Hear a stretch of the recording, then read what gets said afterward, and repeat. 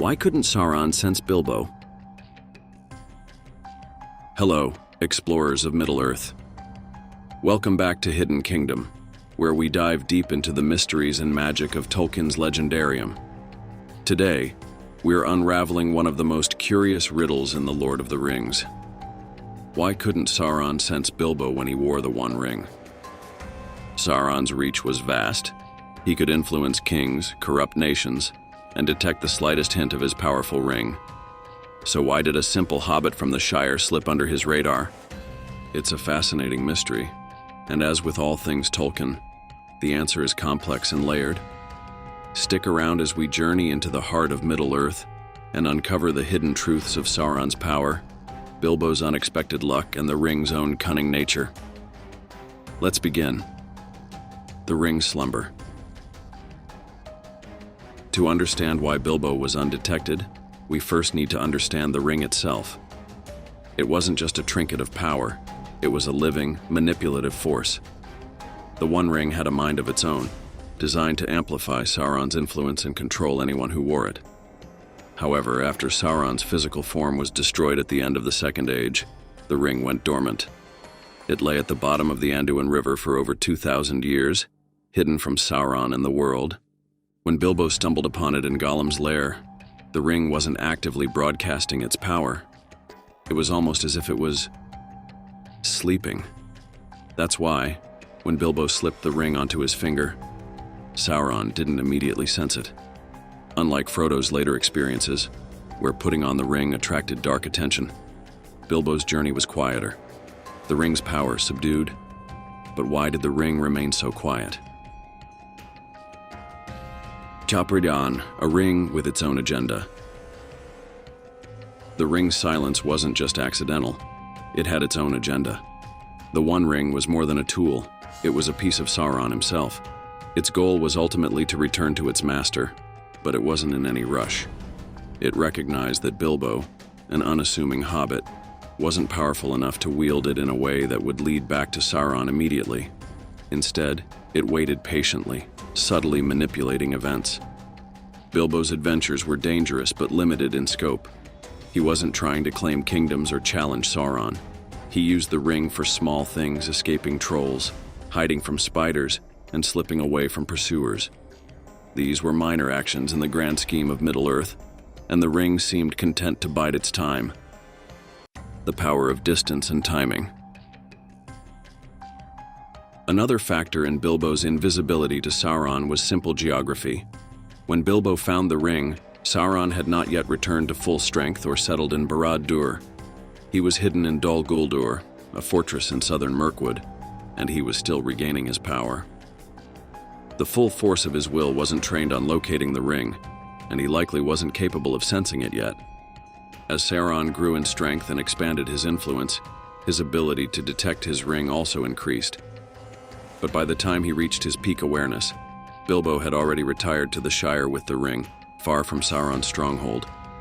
This distance, both physical and mystical, played a major role in keeping Bilbo off Sauron's radar.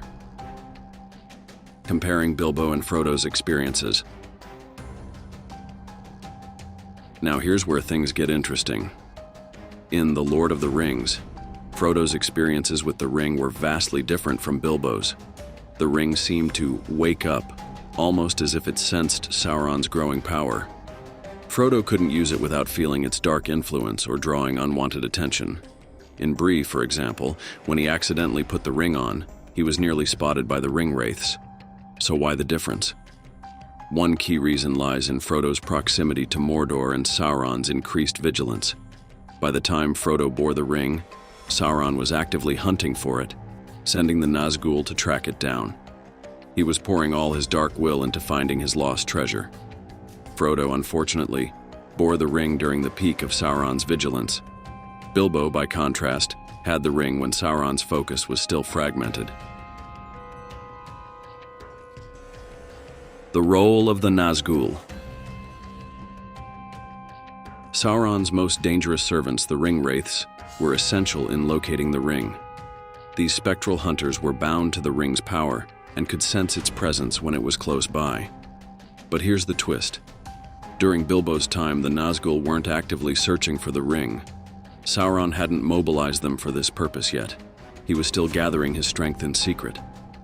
The Nazgûl were only unleashed later, once Sauron was sure the ring had resurfaced.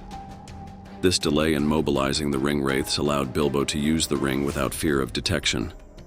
When Frodo came into possession of the ring, however, the Nazgûl were already scouring Middle-earth, their senses tuned to any trace of the ring's presence. Frodo's journey became a deadly game of hide-and-seek, while Bilbo's time with the ring was comparatively peaceful. The magic of Amon Hen and Mordor's borders. But what about those times when Frodo experienced Sauron's gaze directly, like on Amon Hen or in Mordor?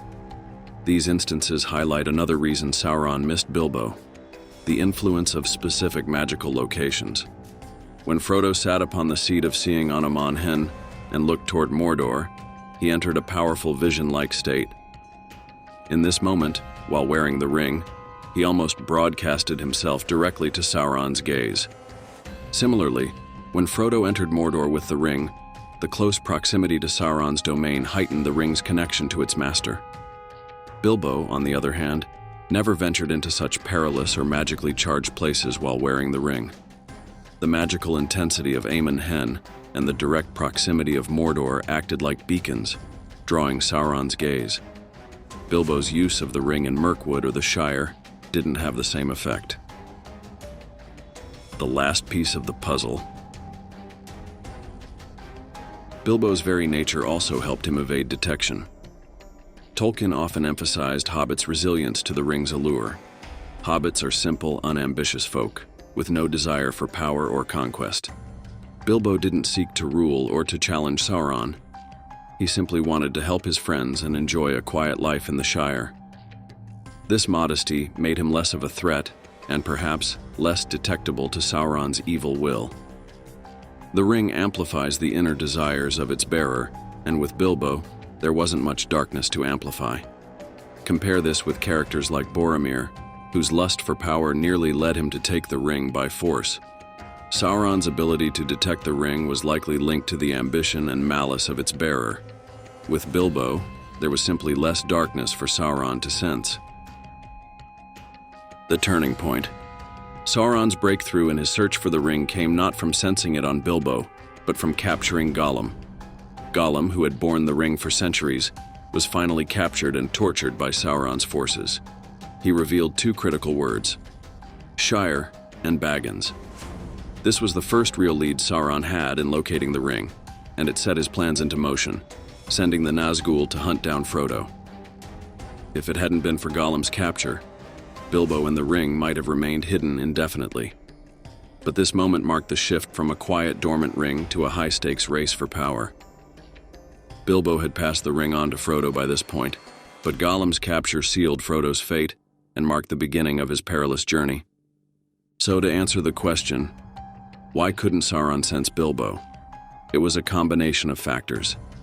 The ring was lying dormant, Sauron's power wasn't fully re-established, and Bilbo's modesty shielded him from the ring's darker influences. By the time Sauron's vigilance was at its peak, Bilbo had long since retired. Fate, timing, and the ring's own mysterious will all played a part in keeping Bilbo hidden. And that's what makes Tolkien's world so fascinating. Even a seemingly simple question opens up layers of lore and mystery, showing us that Middle-earth is as deep and complex as any world ever created. Thanks for tuning in to Hidden Kingdom. If you enjoyed this journey into Tolkien's legendarium, don't forget to like, subscribe, and hit that notification bell.